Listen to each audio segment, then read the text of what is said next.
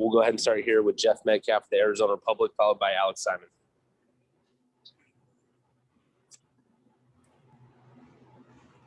You've had a couple of days now to sort of regroup and get ready for these 3 games against the Sparks. What have kind of stood out to you about trying to, correct some of the issues that have happened in this losing streak? This losing streak, and also, any thoughts you might have just on LA? I think obviously anytime you get the opportunity to get back on the court, practice, in a season like this where there's obviously game after game after game and travel, it's great. And so we've just kind of gone back to not necessarily the drawing board, but in practice looked at a couple of different things that we wanted to do defensively and offensively to help us be a little bit more successful than we have been obviously in the last couple of games, and simplify things. It's not rocket science. We're not trying to reinvent the wheel here. Just doing little things here and there and watching some film obviously to look at the flow of the game and how we feel about certain, actions and plays, and how if we get into, a bit of a slump here or there, being able to have a play to go to that's kind of, guaranteed good shot. Might not go in, but it's guaranteed a good look. And so something like that, pulling that forward. But the Sparks are a good team. Obviously, they're going to be really aggressive. They're also dealing with some injuries to some of their players. So people are stepping up when the opportunities are coming for them. And so it'll be another game where we got to put our foot on the gas and throw the first punch. You've talked about just continuing to shoot, because you're a shooter. But the more you assess that, do you come to a conclusion at some point, like, either I need to, be a little more selective, or, how do you try to get yourself out of a slump, I guess? If I shot a bunch of threes that were contested, I taught myself to be more selective. There wasn't people near me on a lot of them that I shot, so those were good shots. And, it's more just looking at, is that a shot that you should have taken or a shot that you probably should have just kicked out? And so a little bit selective in that mindset, but a lot of times, more often than not, if you don't take those shots, you're just going to give teams an opportunity to just pack the paint, and that takes away some spacing from BG, and we don't want that, obviously, because we want her to have as much time and space as she can have. So, you can think of it as a slump. I don't really think of it as a slump, because if I do, then I just put a negative connotation on it. I just didn't make a couple shots. 50-50 balls. They're going to go up in the air again. I'm not going to stop shooting it, because if I do, then that just doesn't help the team. Next up, we have Alex Simon with the next, followed by Rashawn Haylock.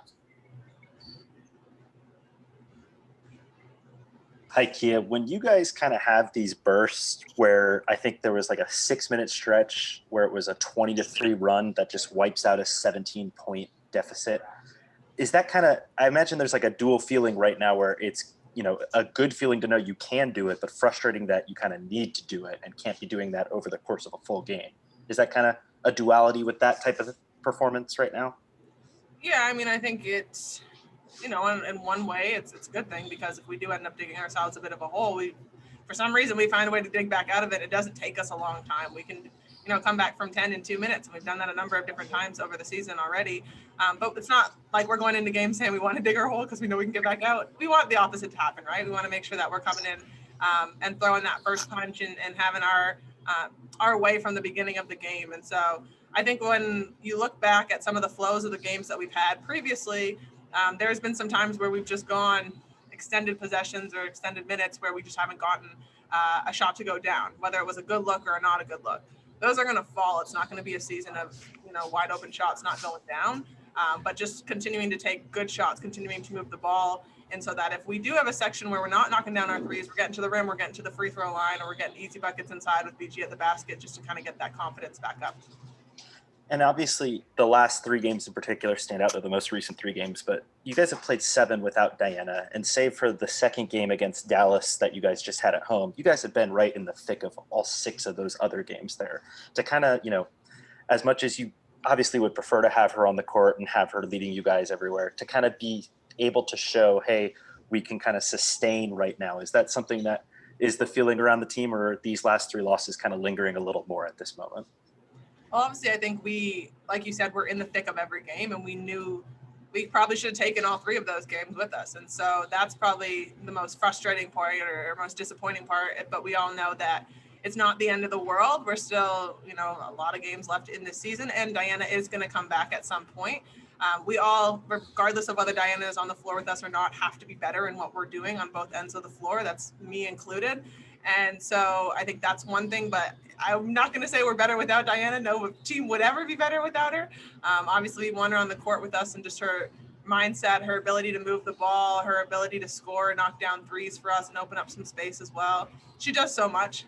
So we're excited to have her back hopefully soon. And for now, what we have to do is continue to step up and continue to make plays with one another and until we can get her back. We have time for 2 final questions. Next up, we have Rashawn Haylock, followed by Rafiq Louison. Hey, kid. Sticking with that in terms of Diana, obviously, her ability to put the ball in the basket is huge, right? It's historical. But what do you miss with her not being out there, aside from that aspect of it? I think for me personally, obviously, I've had a bit of a shorter amount of time to spend with her on the court in game situations, just getting here recently. But she has a leadership to her and an ability to see the game in a different way than a lot of people do, just because she's had so much experience in different game situations on different teams. And so, yes, we still get to hear that from the bench, but it's different when you have that person on the court with you right beside you, and she's in those huddles at the free throw lines or in those dead ball huddles to help kind of facilitate a little bit. And I think that's where we miss her a lot.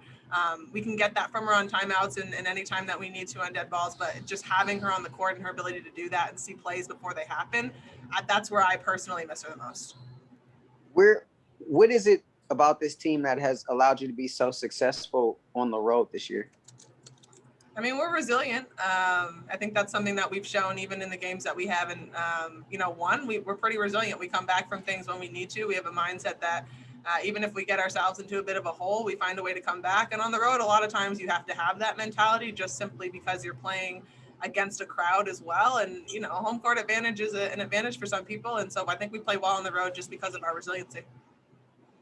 All right, one final question here now from Rafiq Louison. Rafiq, we nothing but that sports talk. It's very nice to chat with you again, Kia Nurse. I just want to know, how different is it playing for the Phoenix Mercury 1 month into your first season with the team compared to the last few seasons playing for New York Liberty?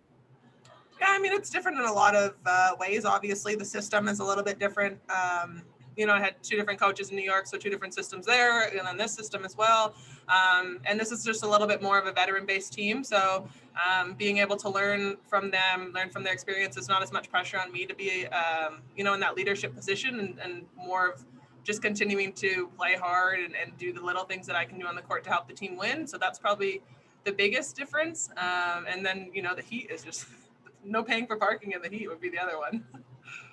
And since you're going to be going up against Los Angeles Sparks for 3 consecutive games, what are some of the mistakes you're looking to correct from when you lost to your former team at the New York Liberty the other night? Well, I think it's just defensively being a little bit better, everybody being better on the offensive end as well, and just knowing with the Sparks, they're a different team than what New York does, but they're going to be aggressive. They're going to try and get in passing lanes and get a bunch of steals, so taking care of the ball is going to be really important for the next 3 games. And when you see the same opponent 3 times in a row, making little adjustments here and there, but you start to get really familiar with one another. So that will be a big part of it. And then just continuing to knock down shots, shooting them confidently, because half the battle when you're shooting a shot is thinking it's going in every time. All right, thanks for the time, Kia.